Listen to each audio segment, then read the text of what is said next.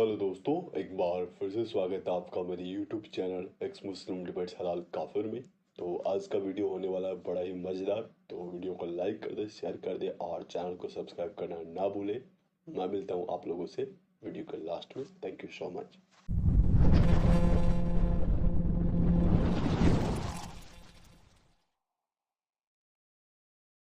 कुरान तो बहुत कुछ कह रहा, मगर आप कुरान पे अमल नहीं करते हैं? कुरान पे अमल करता हूँ अभी भी थोड़ा बहुत, तो फिर ये कुरान की आयत है, इस पे अमल क्यों नहीं करते? क्योंकि आप लोगों की बातें सुन सुन के ना काफी दिमाग सुन हो चुका है। अच्छी बात है, तो इस्लाम से बाहर आ जाए ना। आ इसलिए नहीं सकता क्योंकि फैमिली है। सूरह बकरा की पहली 3 आयतें सुनाएं। आउज़ बिल्लाहि मिनश शैतानिर रजीम, बिस्मिल्लाहिर रहमानिर रहीम। अलिफ लाम मीम ज़ालिकल किताबु ला रैब फीहि हुदल लिल मुत्तकीन अल्लज़ीना युमिनूना बिल गैबि व युक़ीमूनस सलाता व मिम्मा रज़क़नाहुम युनफ़िक़ून। फुल मोमिन थे भाई, फुल मोमिन थे, फुल। माशाल्लाह माशाल्लाह साहिल माशाल्लाह। भाई, मैं आज आपको फॉलो कर रहा था इंस्टाग्राम पर, आपको कॉल भी की जी। थी मैंने, शायद आपने देखा आज हो। नहीं देखा हाँ, मैंने भाई। क्योंकि एक्चुअली मैं अहले हदीस से वाबस्ता हूँ, और सबसे पहले आपकी डिबेट मैंने इंडिया टीवी पे देखी थी, और समीर भाई ओके। भी थे। तो आप दोनों को देख करके मैं भौचक्का रह गया था। समझ रहे हैं ना, भौचक्का, हैरत हाँ समझ रहा हूँ। अंगेज कि यार एक इस्लामी बंदा जो अहले हदीस, कट्टर अहले हदीस में रहा हो, और वो अचानक एकदम कन्वर्ट क्यों हो गया। फिर बहरहाल ये मैं देखा भी किस तरह से, क्योंकि मैं जमात अहले हदीस से जुड़ा हूँ। तो उसमें ओके। मैं नमाज पढ़ने गया था मस्जिद में। तो मुझसे 2-4 साथी थे, वो कहने लगे भी आजकल जो है बड़ा मामला चल रहा है, वो न्यूज़ वगैरह पे आ रहा है, और वो एक्स मुस्लिम करके हैं कुछ। मैंने यार ओके। एक्स मुस्लिम तो मैंने कभी सुना नहीं। कह रहे नहीं वो मुर्तद लोग होते हैं। मैंने कहा मुर्तद यार, मैंने कहा भाई ऐसा ऐसा ये क्या मामला है। तो बहरहाल फिर मैं जब एनडीटीवी देखा और आप लोगों को देखा, तो आपने जो बखिया उड़ाई है ना, उनके एक श्रेष्ठ वाला भी थे, उनकी भी, हाँ और हाँ हाँ, उनकी जब बखियां आपने उड़ाई, जी। तो बस मेरे को कुछ, मैंने कहा यार ये हो क्या रहा है। फिर मैंने ओके। आप लोगों को सुनना शुरू किया जनाब। ओके। तो हाँ, तो काफी कुछ मुझे अभी भी, मतलब असल में डर उसका बना हुआ है जो कुरान पाक में लिखा है, हदीसों में बताया गया है। तो उसका डर मेरे अंदर बरकरार है, मगर मैं निकाल दीजिए ना भाई। एडम, ये हमारे लिए बहुत खुशी की बात है कि ये हमारे जो भाई है, एक टाइम पे जैसा ये भी अहले हदीस मसलक में थे या अभी भी है, जो थोड़ा बहुत बचा है इनका, एक 5% समझ लीजिए डर की वजह से।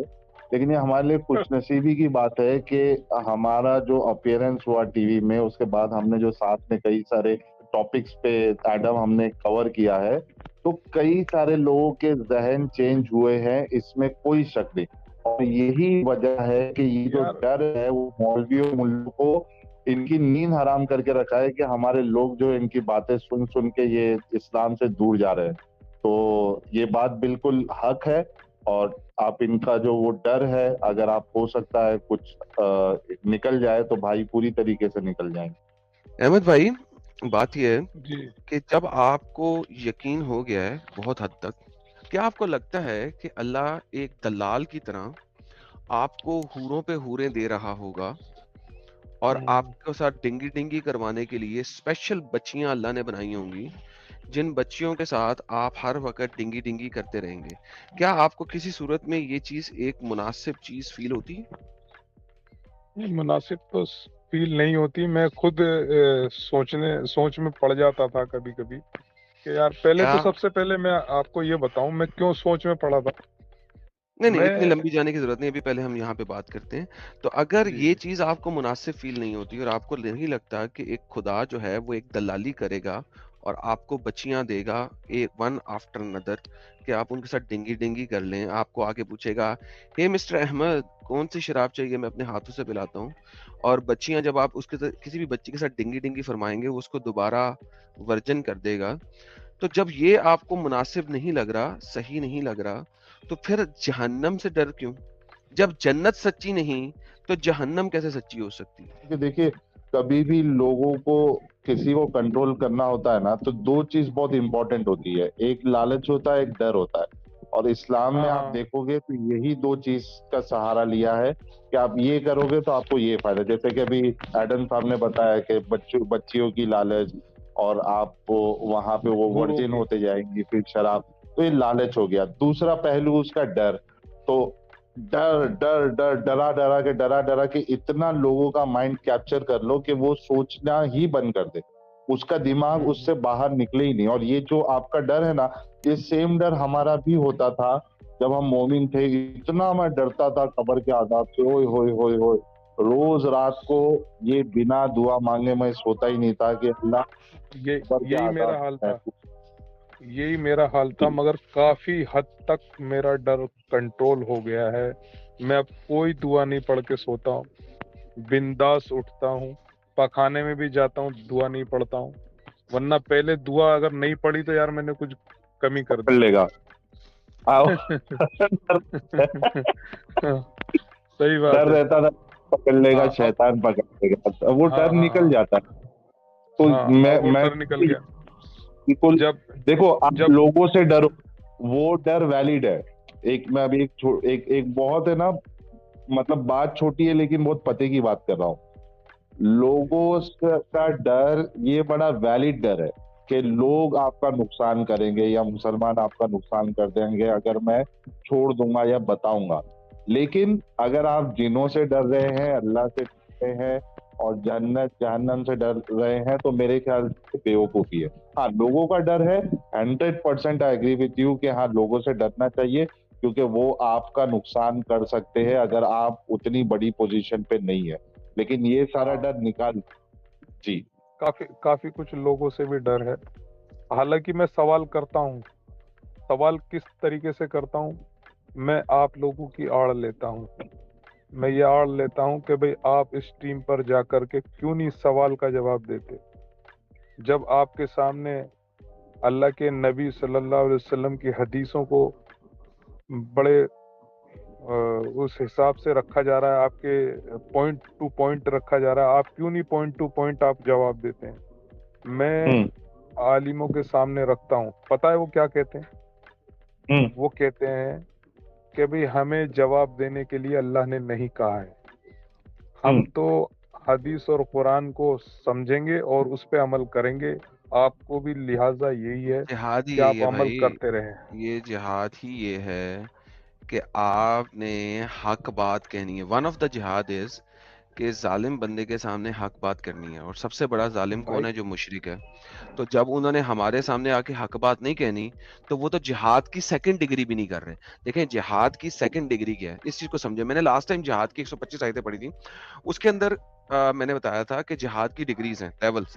سب سے پہلا جہاد ہاتھ سے، اور دوسرا جہاد ہے منہ سے.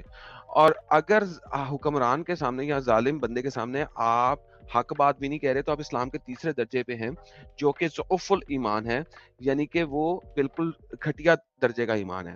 دوسری بات، اس کا مطلب ہے کہ وہ جہاد کرتے نہیں. قرآن کی آیتیں کہتی ہیں، چیپٹر نمبر 9 کے اندر آتا ہے، چیپٹر نمبر 9 کے اندر آیت نمبر 120 کے بعد آتی ہے اس قسم کی بات، پڑھ لیجئے گا کہ ہر بندے نے جہاد پہ نہیں جانا. کچھ بندے جو ہے نا ہم نے رکھ چھوڑے ہیں کہ وہ دینی تبلیغ کریں.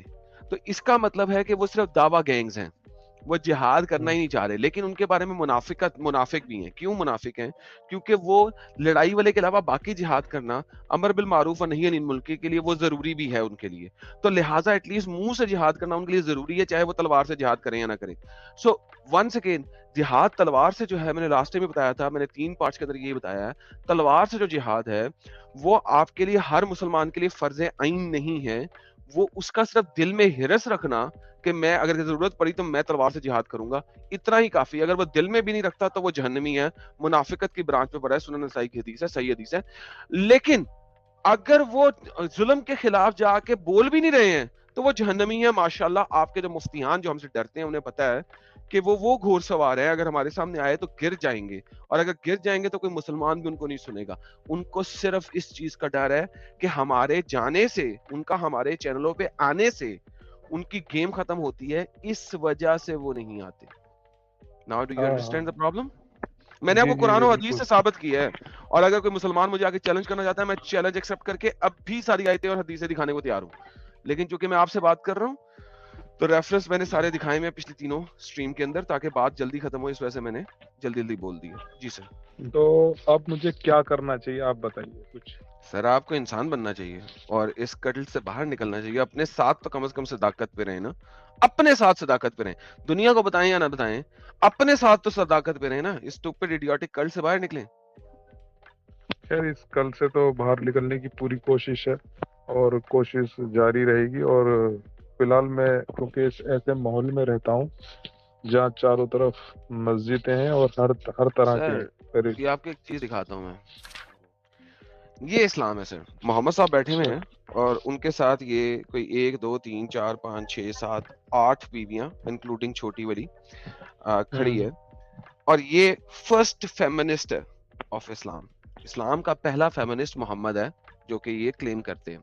उसके साथ राइट साइड के ऊपर एक सेक्सुअल प्रेडिटर है, जो कि दिखाया गया है, ये वो प्ले बॉय मैगजीन का जो उस्ताद है ह्यू हुफनर जो है वो बनाया हुआ है। प्ले बॉय उसके पीछे, हाँ उसके पीछे प्ले बॉय वाली बच्चियां खड़ी हैं, और ये जो ह्यू हुफनर है ये सेक्स प्रेडिटर है।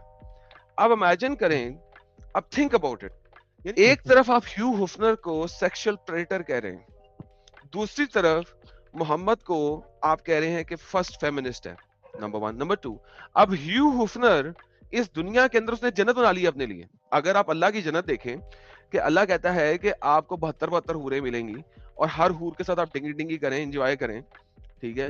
ह्यू हुफनर की जो जन्नत है वो अल्लाह आपको आखिरत में दे देगा, ठीक है, और आप फिर भी अल्लाह को सेक्सुअल प्रेडेटर नहीं कह रहे।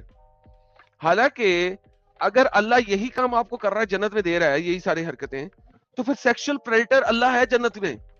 This is the reality of Islam in essence.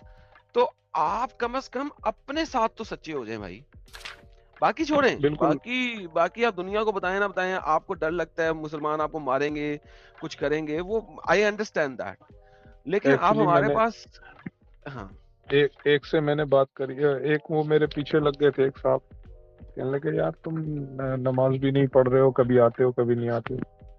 कह रहे कोई ना कोई तो बात चल रही है कोई जहन में तुम्हारे।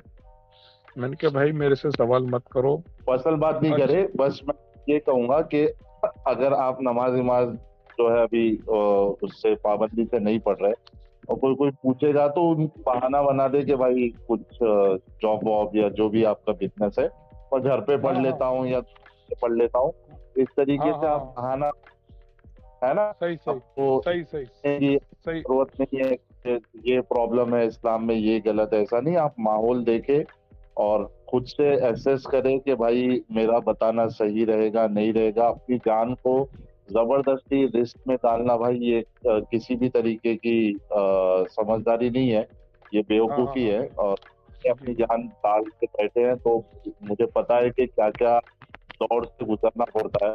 तो आप प्लीज मतलब वहाँ पे अगर आपका माहौल पूरा वहाँ आसपास में बहुत मुसलमान है और कट्टर है तो बिल्कुल कुछ बताए नहीं। कोशिश करिए कि किसी तरीके से आप अगर वहां से निकल के कोई दूसरी जगह सेटल हो सकते हैं। अगर आपकी शादी भी हो गई है तो बच्चों को और अपनी फैमिली को लेके, और वहां पे आप अपने बच्चों को भी एक नॉर्मल लाइफ दीजिए, इससे दूर रखिए। और इस तरीके से आप कर सकते हैं। अभी आपको वहां पे बताने की कोई जरूरत नहीं है। ठीक है मेरे भाई? ठीक है शुक्रिया। बेहतरीन। By the way before you go, भाई लोगों, हमारे इस प्यारे भाई के लिए सब लोग फूल भेज दें, बिकॉज इन रियलिटी ये इस्लाम से बाहर हैं, मगर ये अपनी सोसाइटी और कल्चर की वजह से मजबूर हैं। तो सब लोग हमारे इस प्यारे भाई के लिए फ्लावर्स भेज दें, और खैर से ये इस्लाम की कुटिलता और कट्टरता से बाहर निकल चुके हैं। सर बहुत बहुत शुक्रिया अहमद साहब। लोगों ने वीडियो यहाँ तक देखा तो आई होप आपको वीडियो बहुत पसंद आया होगा। वीडियो पसंद आया तो वीडियो को लाइक कर दें, शेयर कर दें और चैनल को सब्सक्राइब करना ना भूलें। बात करें वीडियो की तो हमेशा की तरह ही बड़ा मजेदार और इंटरेस्टिंग वीडियो था। आप लोगों को वीडियो कैसा लगा अपनी राय कमेंट बॉक्स में जरूर दें। आज के लिए इतना ही, मैं मिलता हूँ आप लोगों से अगले वीडियो में। थैंक यू सो मच, अपना ख्याल रखें।